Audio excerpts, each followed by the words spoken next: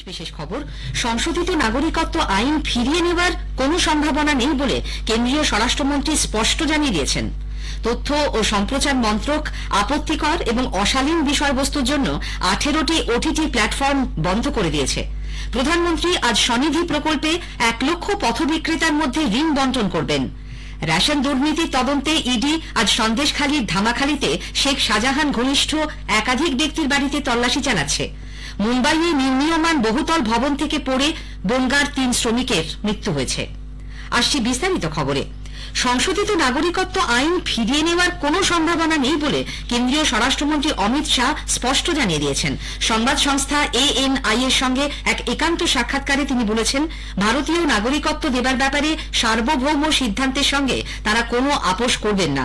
তৃণমূল কংগ্রেস প্রধান, পশ্চিমবঙ্গের মুখ্যমন্ত্রী মমতা ব্যানার্জি সহ সমস্ত বিরোধী দলের নেতা নেত্রীদের তিনি CAA নিয়ে মিথ্যা রাজনীতি না করার অনুরোধ জানান।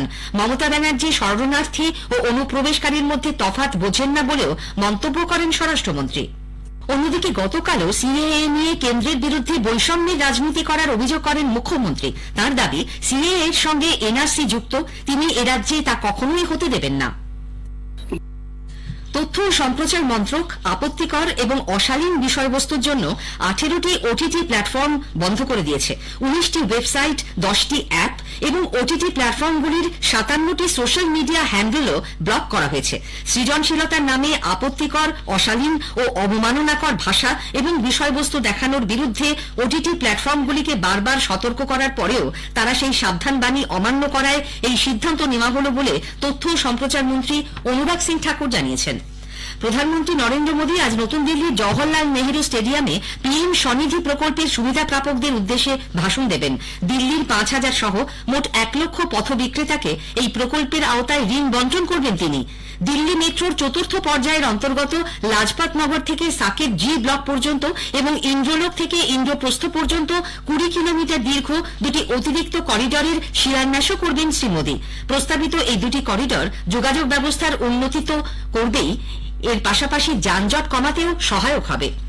কেন্দ্রীয় ভারী শিল্প মন্ত্রক 2024 সালের বৈদ্যুতিক গাড়ি ব্যবহারের উৎসাহদান প্রকল্প ঘোষণা করেছে। দেশে বৈদ্যুতিক যানবাহনের ব্যবহার বাড়ানোই এর মূল লক্ষ্য। আগামী মাস থেকে 4 মাসের জন্য এই প্রকল্পে ব্যয় করা হবে 500 কোটি টাকা। প্রকল্পে 2 চাকা ও 3 চাকার বৈদ্যুতিক গাড়ি ব্যবহারে উৎসাহ দেওয়া হবে। এর মধ্যে ই-রিকশাও থাকছে। প্রতিরক্ষা মন্ত্রক হিন্দুস্তান অ্যারোনটিক্স লিমিটেড হ্যালের সঙ্গে 8073 কোটি টাকার 2টি চুক্তিতে স্বাক্ষর করেছে। এই চুক্তির আওতায় 34টি অ্যাডভান্সড লাইট হেলিকপ্টার কেনা হবে। মন্ত্রক সূত্রে জানানো হয়েছে 25টি হেলিকপ্টার পাবে ভারতীয় সেনা। ভারতীয় উপকূলরক্ষী বাহিনীর হাতে যাবে 9টি। সন্ধান, ত্রাণ ও উদ্ধার বাহিনীর পরিবহন, মালপত্র এক জায়গা থেকে অন্য জায়গায় নিয়ে যাওয়ার ক্ষেত্রে এইসব হেলিকপ্টার সহায়ক হবে। ভারত